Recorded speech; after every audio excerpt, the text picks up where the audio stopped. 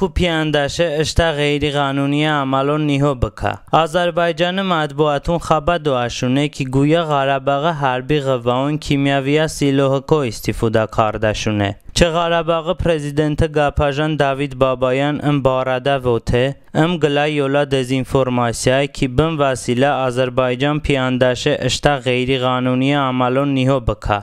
همه چوک زندن که آذربایجان دولت همیشه مختلفه کیمیاوی سلاحونکو استفاده کردشه. ای هزون نافسه نومینه سرده آذربایجان حاکمیت با گلای کیمیاوی ماتریا وسیله ستپاناکرت شهر اوولولا کامارون زاهین کردش به. چمی که 10 سال بعدیگه آذربایجان دولت ایجان اسکران به شوشی شهرون اوولولا کامارون زاها دوشه. اسد آذربایجان اعلام کرده که اما کیمیاوی سلاحونکو استفاده کرده دامون. البته ام گلای یولا دوو با دزینفورماسیای و اوان جگو کرده دن که دنیا اجتماع نزنه که آذربایجان ارتش دلاده مختلفه تروریستی گروپون اسکرون اشتراک کرده دن.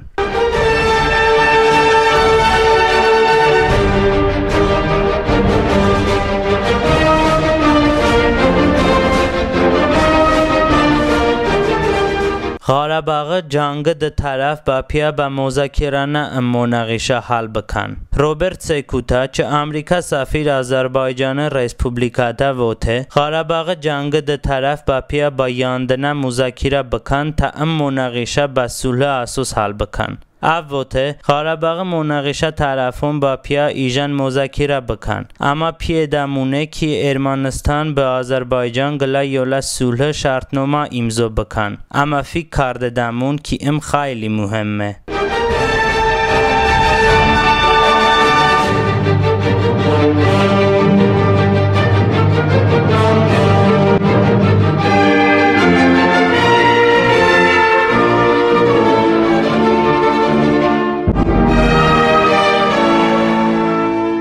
بوکو با تل‌آویو نه همکاری کرده دای.